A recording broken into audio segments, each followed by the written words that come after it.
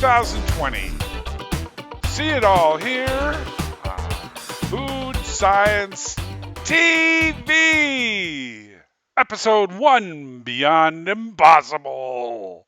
What's next? Have you tried the Impossible Burger from Burger King? It's extraordinary. Everything you'd want from a Whopper. Made from the brand called Impossible, yet you can't get yet. But you can get Beyond Burger from your supermarket. It comes in patties, and it comes in this form that looks just like hamburger. And you can make your own Whopper.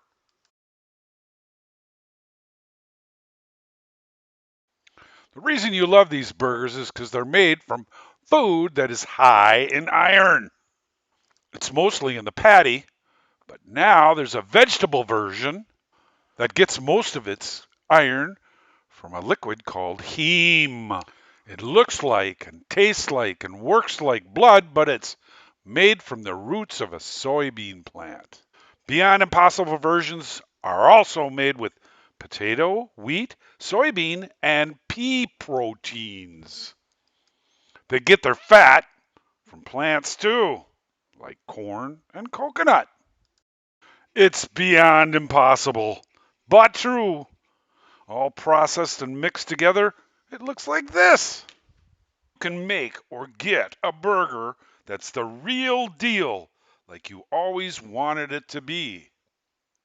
Not a pile or mix of broccoli and kale and other veggies somebody'd really like you to enjoy, but it's just not gonna happen this way.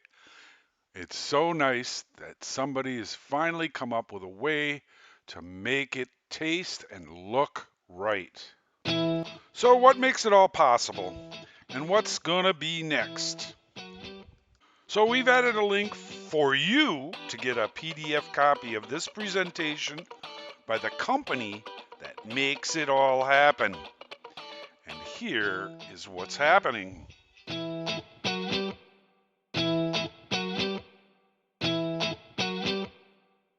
There's a plethora of high-protein veggies out there that can be ground and extruded in their twin screw extruder to give us the texture of the burger we crave.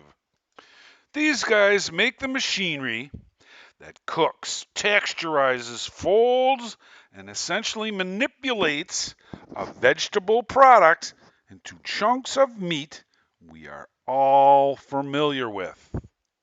There appears to be no end to what is possible. All that's left to do is add flavor and fat. The kind of fat that melts in your mouth. Laced between layers of heme and plant protein, it gives you the juiciness that makes up a steak. We will have a link to a YouTube episode about how this can be done by you, the Wagyu steak experiment. And soon we will have an episode about this with veggie protein and why steak is the next big thing for plant-based meat. To experience it, we'll show you how to make a Beyond Impossible Philadelphia steak sandwich. So, subscribe and share and click the bell to get that one. Now it's time for you to cook with it. So our promise is to end each food TV segment with a cooking instruction. Today, we're going to make an Impossible Whopper with Beyond Meat. It all starts with the patty. We need to make it more Whopper-like. And to do that, we need grill marks. Sure, you can make them on your outdoor grill, but we'll use a panini grill here in the studio. We'll be using these a lot, so if you don't have one, there'll be a link here and on our website for a good deal on one. We're also going to use smoke flavor from Liquid Smoke to get that flame-broiled flavor Whopper's known for. Okay, it's on the grill with a generous sprinkle of hickory smoked salt. And as it cooks, we baste it frequently with a mix of Stubbs hickory smoke flavor, Liquid Smoke, and roasted sesame seed oil. We think this works to give that flame broiled taste. The panini grill is set on high, and both sides of the patty get marked at the same time. A 90% twist and more basting pretty soon gets us looking real good.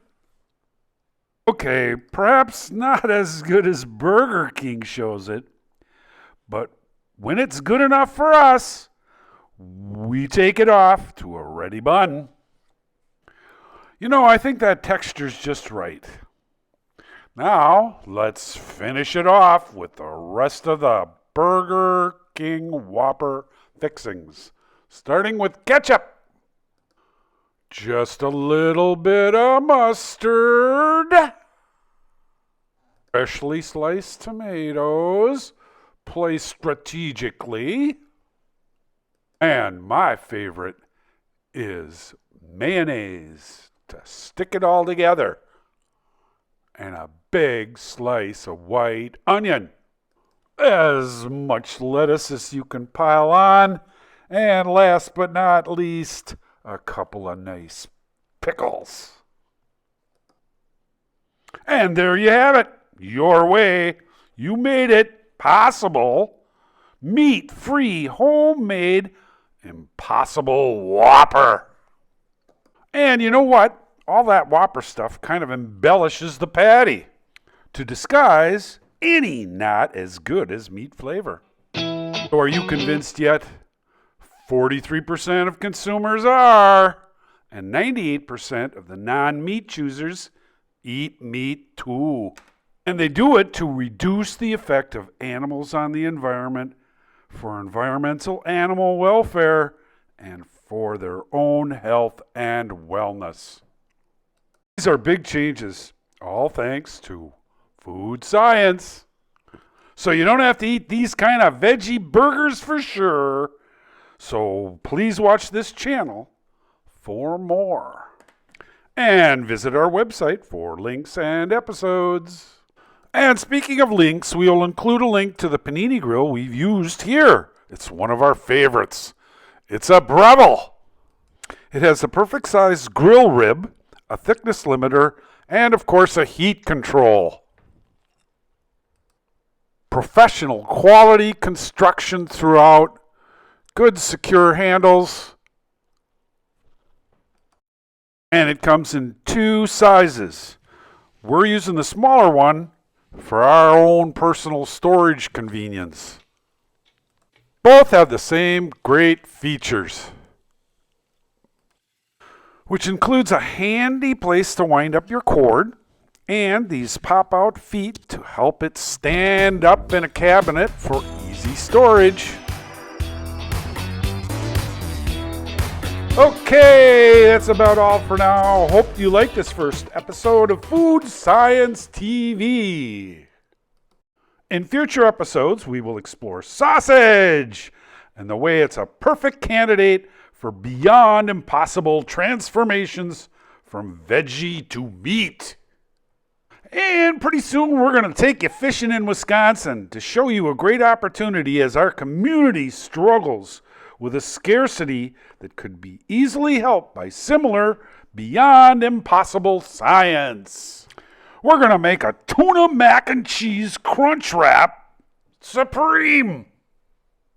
Later we'll explore another fish called taiyaki and how it can all fit with our quest for protein alternative snacks and meals. And sure, we will cover cheese and why it plays a role in adopting veggie alternatives to meat and fish. And speaking of processed food, we'll also hope to continue to keep you posted on industrial food processes and concepts that will ultimately bring these changes to you.